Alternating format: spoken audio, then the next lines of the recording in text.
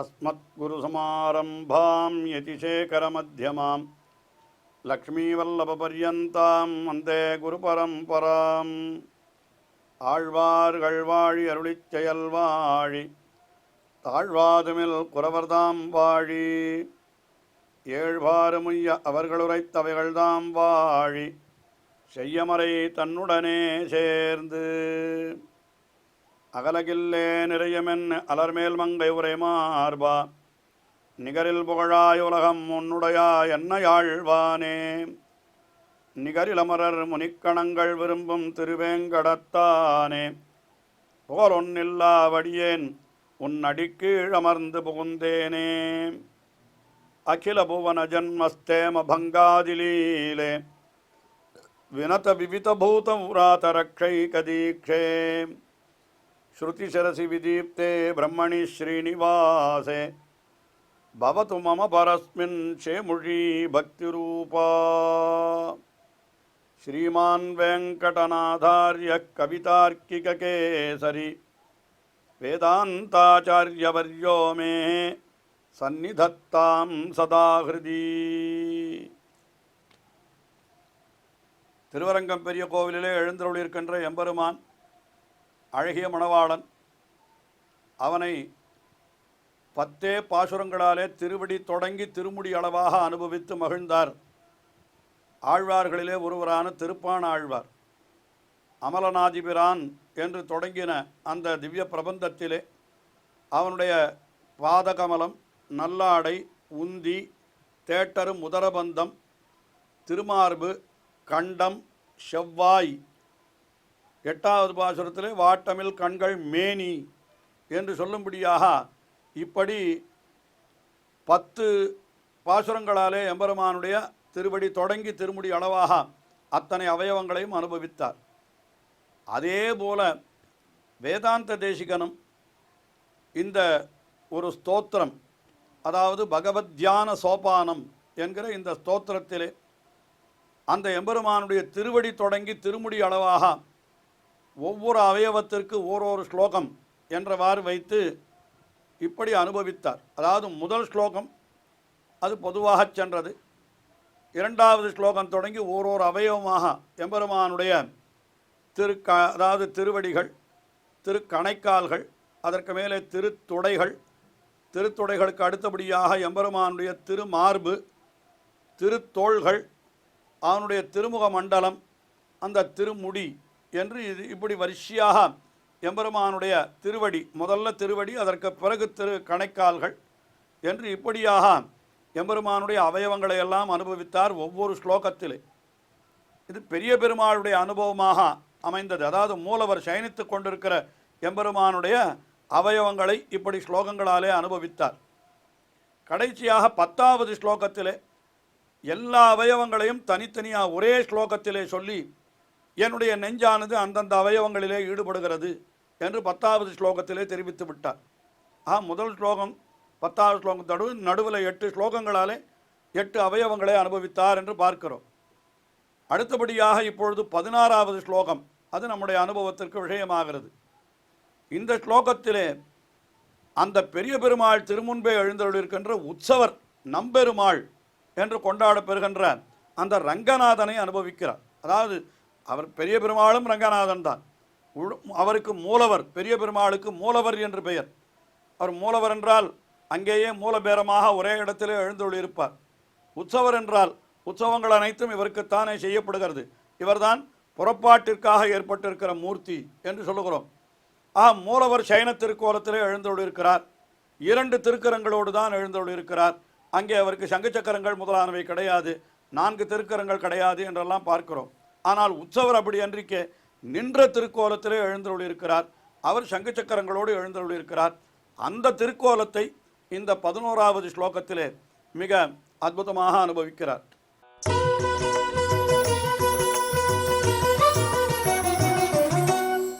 காந்தோதாரைஹி அயமிக புஜைஹி கங்கணஜ்யாக்கிணாங்கைஹி லக்ஷ்மீதாம்னஹ பிருதுளபரிகைஹி லக்ஷிதாபீதிஹேதிஹி அக்ரே கிஞ்சித் புஜகசயனः ஸ்வாத்மனைவாத்மனஸ்ஸன் மத்தியே ரங்கம் மம ச ஹிருதயே வர்த்ததே சாவரோதः காந்தோதாரைஹி அயமிக புஜைஹி.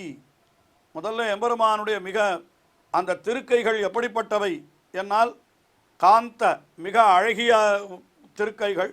உதாரைஹி என்னால் என்ன, யாருக்கு எவ்வளவு கேட்டாலும் கொடுக்கக்கூடிய கை, அது அலம்புரிந்த நெடுந்தடக்கை என்று திருமங்கியாழ்வார் அருளி செய்தபடி உதாரமான திருக்கைகள், கொடையில் சிறந்த வள்ளல் தன்மையில் சிறந்த திருக்கைகள் எம்பெருமானுடைய திருக்கைகள்.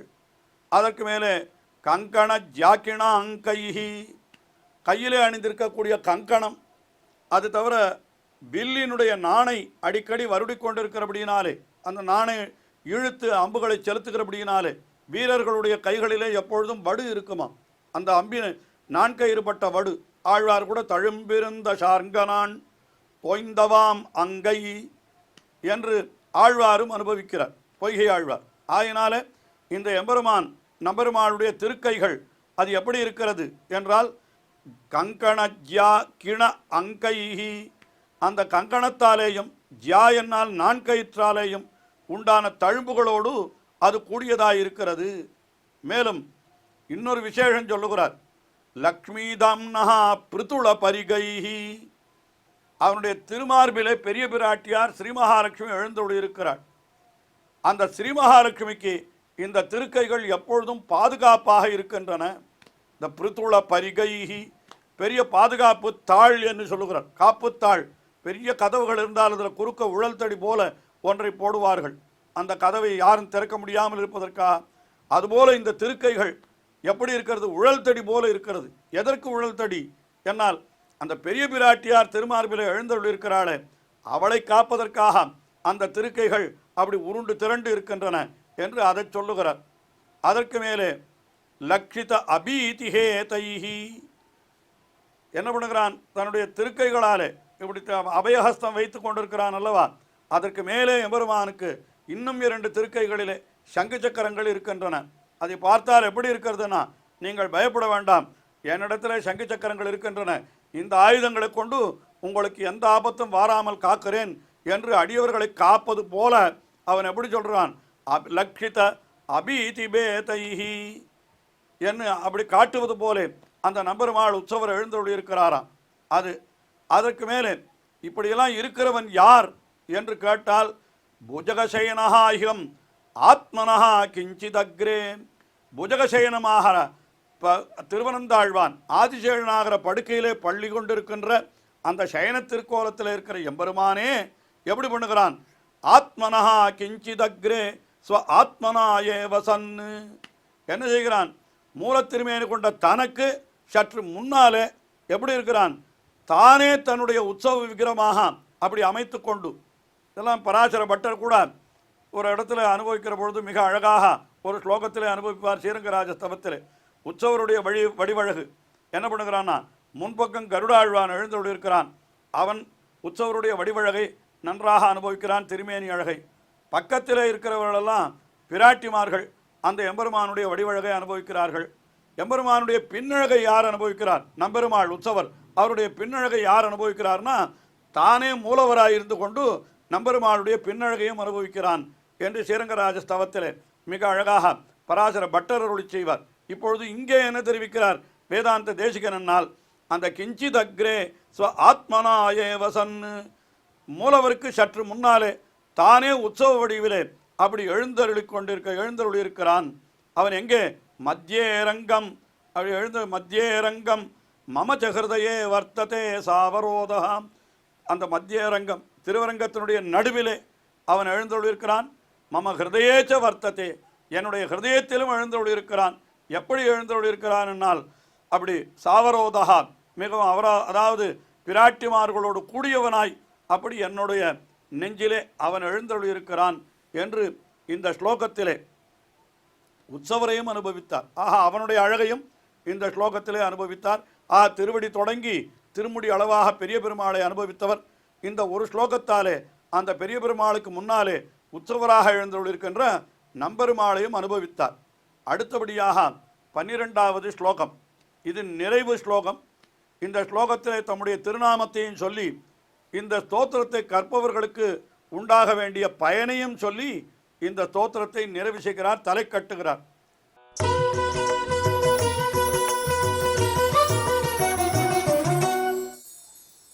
ரங்காஸ்தானே ரசிகமகிதே ரஞ்சிதாசேஷசித்தே வித்வத் சேவா விமலமனசா வெங்கடேஷேன கிளுப்தம் அக்லேஷேன பிரணிகித தியாம் ஆருருக்ஷோரவஸ்தாம் பக்திம் காடாம் திஷது பகவத் தியானசோபானமேதத். இந்த ஸ்தோத்திரத்திற்கு பெயர் என்ன என்பதை வேதாந்த தேசிகனே இந்த ஸ்லோகத்திலே காட்டி விடுகிறார். இது பகவத் தியான சோபானம் ஏதத்து, பகவத் தியான சோபானம் என்று இதை சொல்லுகிறார். பகவானை தியானிப்பதற்கு ஒரு படி போலே அமைந்திருக்கிறது. அப்படிப்பட்ட இந்த ஸ்தோத்திரம் இது. இந்த ஸ்தோத்திரத்தை அருளி செய்தவர் யார் என்னால் தம்மை பற்றி சொல்லிக் கொள்ளுகிறார். தாம் எப்படிப்பட்டவர் என்னால் விமல மனசா வெங்கடேஷேன கிருப்தம். விமல மனசா மிகவும் தெளிந்த மனத்தை உடையவரான வெங்கடேசன் என்கிற வேதாந்த தேசிகராலே இது அருளி செய்யப்பட்டது என்று அவர் தெரிவிக்கிறார். அந்த தெளிந்த மனம் அவருக்கு எப்படி ஏற்பட்டது என்பதை முன் 2 அடிகளாலே மிக அழகாக விவரிக்கிறார். என்ன காட்டுகிறார்? ரங்காஸ்தானே ரசிகமகிதே ரஞ்சித அசேஷ சித்தே. அதாவது எம்பெருமானிடத்திலே சுவையுடையவர், அதாவது ஈடுபட்டவர்களால் அந்த இடத்துல எல்லாரும் திருவரங்கம் பெரிய கோவிலில் அந்த சமயத்தில் ஆச்சாரியர்கள் பல பேர் எழுந்தருள் இருந்தார்கள். பிள்ளலோகாச்சாரியர், அழகியமனாள பெருமாள் நாயனார், இன்னும் கூட பல ஆச்சாரியர்கள் அங்கே திருவரங்கம் பெரிய கோவிலிலே இவர் வேதாந்த தேசிகன் சென்ற பொழுது அங்கே பல ஆச்சாரியர்கள், அங்கே அவருடைய ஆச்சாரியர்கள் பலர் என்று எல்லாரும் திருவரங்கம் பெரிய கோவிலிலே பெரிய ஒரு கூட்டமாகவே அங்கே எழுந்தருள் இருந்தார்கள் என்று சொல்லுவதுண்டு. அப்படிப்பட்ட ஆச்சாரியர்கள் பலர் எழுந்தருள் இருக்கிற காலத்திலே வேதாந்த தேசிகனும் அங்கே எழுந்தருள் இருந்தார் அல்லவா. அதனால் என்ன சொல்லுகிறார்னா, ரங்காஸ்தானே வித்வத் சேவா விமல மனசா. அத்தனை ஆச்சாரியர்களோடும் கலந்து பழகி அவர்களுக்கோடெல்லாம் பழகினபடியினாலே நல்ல தெளிந்த மனத்தை, ஒரு நல்ல பெரியவர்களோடு நாம் கலந்து பழகினால் நிச்சயமாக நமக்கு மனத்தெளிவு ஏற்படுகிறது அல்லவா. அங்கே எழுந்தருள் இருந்த ஆச்சாரியர்கள் எப்படிப்பட்டவர்கள் என்றால் ரசிக மகித்தே ரஞ்சிதா சேஷ சித்தே. அங்கே இருக்கக்கூடிய ரங்கநாதனை எப்பொழுதும் அவர்கள் அனுபவித்து அதனால் அவர்கள் மகிழ்ச்சியோடு எழுந்தருள் இருக்கிறார்கள் அந்த ஆச்சாரியர்கள். அப்படிப்பட்ட ஆச்சாரியர்களோடு நானும் கலந்து பழகி அவர்களுக்கு வித்வத் சேவா விமல மனசா, அப்படிப்பட்ட ஆச்சாரியர்களுக்கு பணிவிடை செய்தபடியினாலேயும் நன்றாக மனத்தெளிவோடு கூடியவனாய், இப்படி நல்ல ஞானத்தோடு கூடியவனாய் இருக்கக்கூடிய வேதாந்த தேசிகனாகிய என்னாலே இந்த ஸ்தோத்திரம் அருளி செய்யப்பட்டது என்று அப்படி இந்த தமக்கு ஏற்பட்ட பெருமைக்கெல்லாம் காரணம் அந்த திருவரங்கம் பெரிய கோவிலிலே தம்மோடு கூட அந்த சமயத்திலே எழுந்தருளி இருந்து இந்த திருவரங்கத்தையும் விளங்கச் செய்தவர்கள் என்று அவர்களையும் சேர்த்து கொண்டாடுகிறார். பரந்த மனப்பான்மையோடு மிகவும் பெருந்தன்மையோடு அவர் இப்படிப்பட்ட சிறுசூக்திகளை அருளி செய்கிறார். ரங்காஸ்தானே ரசிகமகிதே ரஞ்சித அசேஷ சித்தே வித்வத் சேவா விமல மனசா வெங்கடேஷேன கிளுப்தம். அப்படிப்பட்ட இந்த அவராலே இயற்றப்பட்டது இந்த ஸ்தோத்திரம். இது பகவத் தியான சோபானம் என்று இதுக்கு பெயர். இந்த ஸ்தோத்திரத்தை என்ன பண்ணணும்னா அக்லேஷேன பிரணிகித தியா ஆருருக்ஷோரவஸ்தாம். எம்பெருமானை அடைய வேணும் என்று நினைக்கிறவர்கள் பக்தியோகம், கர்மயோகம், ஞானயோகம், பக்தி யோகம் இதெல்லாம் செய்யணும்னா மிகவும் கஷ்டப்பட்டு செய்ய வேண்டும். ஆனால் இந்த யோகத்தில் ஆழ்ந்த யோகிகளினுடைய நிலையை என்ன அக்லேஷேன ஆருருக்ஷோஹோ, சிரமமே படாமல் அடைய வேண்டும், அந்த எம்பெருமானை அடைய வேண்டும், அந்த யோகிகளினுடைய நிலையை அடைய வேண்டும் என்கிறவர்கள் இந்த ஸ்தோத்திரத்தை அவர்கள் சொன்னால் அவர்களுக்கு அந்த பலன் நிச்சயம் கிடைக்கும், சுலபமாக கிடைக்கும் என்று சொல்கிறார். அவர்களுக்கு காடாம் பக்திம் திஷது, நல்ல உறுதியான பக்தியை இந்த ஸ்தோத்திரம் கொடுக்கட்டும். அவர்களுக்கு அப்படி எம்பெருமான், அதாவது யோகிகளினுடைய நிலையை அடைய விரும்புபவர்களுக்கு இந்த ஸ்தோத்திரமானது உறுதியான பக்தியை அளிக்கட்டும் என்று சொல்லி இந்த ஸ்தோத்திரத்தை நிறைவு செய்கிறார். தொடர்ந்து நாம் வேதாந்த தேசிகன் அருளி செய்த மற்றொரு ஸ்தோத்திரத்தை அனுபவிப்போம்.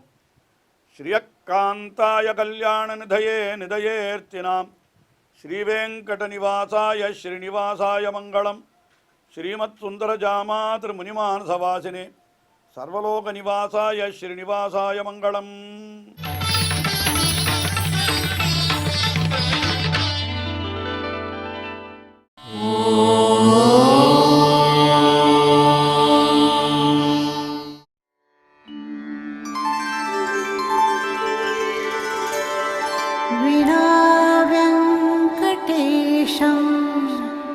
ननाथो ननाथः सदा वेङ्कटेशं स्मरामि स्मरामि हरे वेङ्कटेश प्रसीद प्रसीद प्रियं वेङ्कटेश प्रयच्छ प्रयच्छ